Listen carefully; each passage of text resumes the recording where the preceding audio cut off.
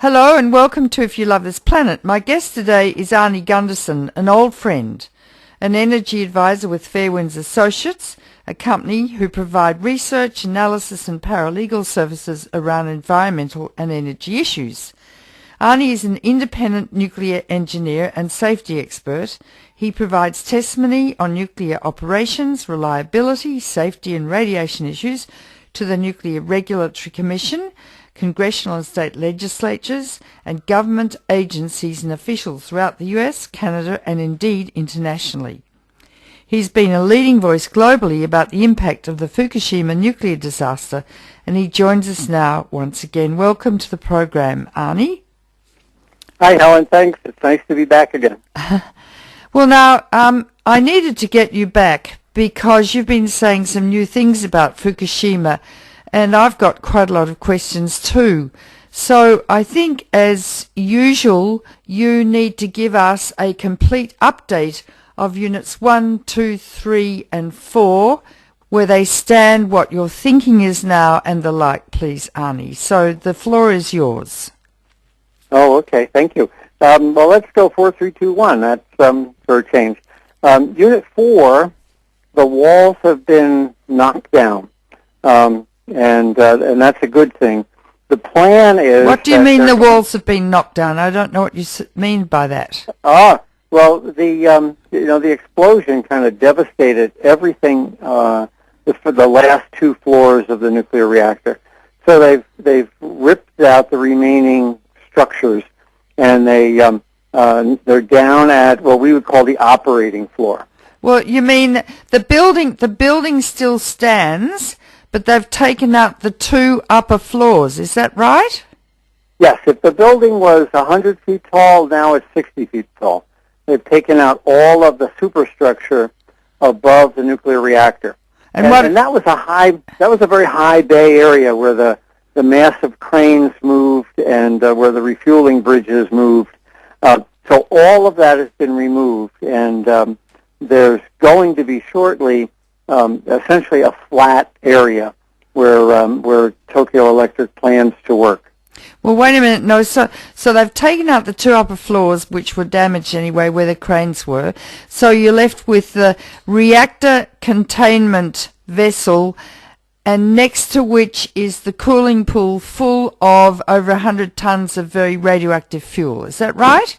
Yes, that's absolutely correct. Right. Now, the plan is that once they do this, they'll build a building on top of the rubble that's still there, the refueling pool especially. They will use the existing foundation to on one side, on the water side, and then they'll build a new foundation on the land side to build a new bridge for this huge crane. Remember, there was a crane in there, but it collapsed. So they'll have to put a new crane in. The reason it's such a monumental job is they need a crane that can lift a heavy spent fuel cask. And that weighs something on the order of 130 tons. So it's a huge crane. Are you talking about a spent fuel bundle, or I don't understand what you mean? Well, each bundle will have to get lifted and put into a shielded container underwater. Yeah. So as soon as those things come out of the water, they're so highly radioactive they would kill the people on the operating floor. So all of this has to be done with the fuel pool full of water. So they'll lift out one bundle at a time, and of course the question is, are the bundles distorted because of the heat, or have they been damaged because of all the rubble that fell into the pool? But in theory, anyway, they'll be able to go down and grab the bundle, pull it out, still underwater, carry it to the side of the pool, and underwater still, there'll be a huge canister. They'll lift the fuel into that huge canister, put a lid on it. That huge canister weighs something like 100 tons. Oh. So lift that up, put that in the big crane, and lower that to the ground. And that will have to occur dozens of times, and over perhaps a year, when they have to empty that fuel pool. Well then, okay, so wait a minute. each fuel bundle will be lifted up underwater, and they'll have to bring the canister is not yet in the pool, right? They'll have to make the canister and put it in the pool, ready to receive each fuel bundle to be then transferred to the ground. Is that right? That's right. That's right. So goal number one on that site is to get that pool empty. And it will take, once the building is built, it will take a year or two. So they're not out of the woods by any means, because if there were a seismic event and the pool were to drain, they could still have a fuel pool fire and contaminate the entire country. So it's improving because they are in the process. But Helen, they finally figured this out this year. I was on Chris Martinson's show back in June of last year, in 2011, and I was saying you've got to build a building over the building. Yeah. And so they're very slow. And unfortunately, Mother Nature has her own timetable. So I view this as a battle against the clock, and I hope that there won't be any major earthquake to destroy the building again. Well, now, how long is it going to take to reinforce the building? You say they've got to build a new wall on the far side from the ocean, on the land side, to make it strong enough to be able to put this incredibly heavy crane on top of the building. How long will it take, to build the building, per se, before they claim it'll take a year. A year. So you've got a year to build the building. Then they've got to put the crane on top of the building. That probably won't take so long, right? Right. It's something on the order of 18 months from now they'll be able to move fuel. 18 months before they move the fuel, and then it's going to take another year to totally remove the fuel from the pool.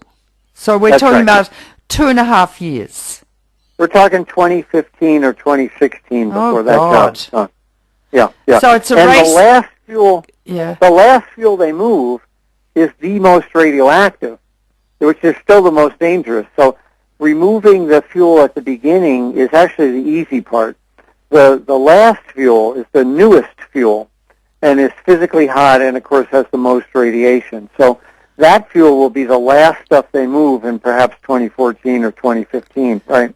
So when they get it down to the ground in this container weighing 100 tons, and they move one fuel bundle at a time. How many fuel rods in a fuel bundle, Arnie? Well, there's 9 by 9, about 80. 80. 80 rods in a bundle, and there's over 1,000 bundles. So how much does a bundle? How much does a bundle weigh? Around a ton. A ton? And yes, around a ton. So now you have to remember the big problem is going to be, have these things been distorted by the earthquake or by heat during the process, or by rubble falling on them? They may not be able to pull them. They may get onto them and try to lift, and they'll be jammed. And then what? That's another problem, right? So we'll see as time develops. Unfortunately, they're taking way too long. So then they'll get them on the ground. They'll bring it over to the other fuel pool they've got there. They have a huge pool. Then they'll empty it, and they'll do this process again and again and again. And gradually they'll once it's on the ground and in a canister, though, that's a lot better than having it up that high in the air in a damaged building. Well, now, so they're going to take it to the common fuel pool. The common fuel pool, how much spent fuel is presently in that common fuel pool, A, and B, where is it located? There's about 7,000 bundles in the common fuel pool, and it's located on the water side of the nuclear reactors. It didn't flood after the tsunami, so it's a little bit uphill from the plant on the land side of the plant. So they'll have to take the oldest fuel out of that and put it into canisters on site for that will stay there for decades, and then they'll take the stuff from Fukushima Daiichi Unit 4 and put it into that, because that common pool is chock-a-block full. Well, if it's got 7,000 bundles now, and each bundle weighs a ton, there are 7,000 tons of spent fuel in that common fuel pool. Right. And then each, reactor 2, reactor 1, reactor 3 all has, 500, 600 bundles. So there's, if you do the math, there's 50 or 60, 600 times a ton. There's 600 tons of material in each of those reactors. Yeah, there's a huge amount of nuclear waste. There's 40 years of nuclear waste on that site. So they have a lot. Plus, what's already in the dry cask storage, they have a dry cask facility on site too, and that survived the tsunami and the earthquake just fine. So the goal here is to get it all into dry casks over the next 10 years. Well, I've done the maths, and it seems like there's 8,800 tons of spent fuel at the site, or maybe rounded off to 10,000 tons of spent fuel at just that site at the Fukushima Daiichi reactor complex, and that hasn't included spent fuel pools at units 5 and 6. So I wonder how much spent fuel Japan has in toto, Arnie Gundersen. Oh, I don't know, Helen. They're all old plants, and some like Tokai only have 2 units, and Onagawa has 3. So they vary, but I'm sure you can. There's 50 reactors, and I'm sure you can say at least 600 bundles for each reactor, perhaps more. So that's 600 tons per reactor times 50 reactors. It's a big number. So 30,000 tons. Okay. That's the minimum. Yeah. Minimum, more. Now, yeah. Yeah. Now the beauty of Unit 4 is that there's nothing in the nuclear reactor. So as they go up, as you go to 1, 2, and 3, of course, you've got to empty the fuel pools, and that's not clear, especially Unit 3, how much damage is in the fuel pool. I think the damage in Unit 3's pool is extensive. But then you've got to get in the nuclear reactors on 1, 2, and 3. And, of course, the fuel is melted down there, so it's not as simple as grabbing the bundles and lifting them out.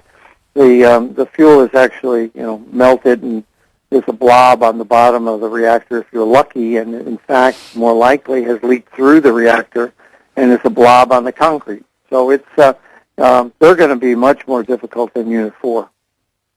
Well, I mean, the only time they've ever tried to remove melted fuel was at 3 Mile Island, and that took them 10 years, didn't it? Yes. And that wasn't really melted like the way these 3 have really... Right. That way, TMI had a blob of nuclear fuel on the bottom, but it hadn't breached the vessel. All of these vessels have been breached. The control rods come in at the bottom, and they're leaking like a sieve. So what fuel, it is likely that fuel has oozed out through the control rods, if not burned its way right out. It's likely Unit 2 has burned its way right out and is now lying on the concrete. So, and I think that's really the big change in my view of the problem is what they're finding in Units 1, 2, and 3 now. What? So let's think of the nuclear reactor as a pressure cooker. Okay. And the nuclear reactor is in a containment. So we'll build a real strong box around the pressure cooker. Mm. And then the containment is in another building called the tourist building and the reactor building. And then next to that building is the turbine building. So we've got like 3 or 4 different buildings here. We are finding in the turbine buildings, so we've got 3 different barriers before you ever get to the turbine building, concentrations of radioactive material on the order of 1 million becquerels, 1 million disintegrations per second in a liter.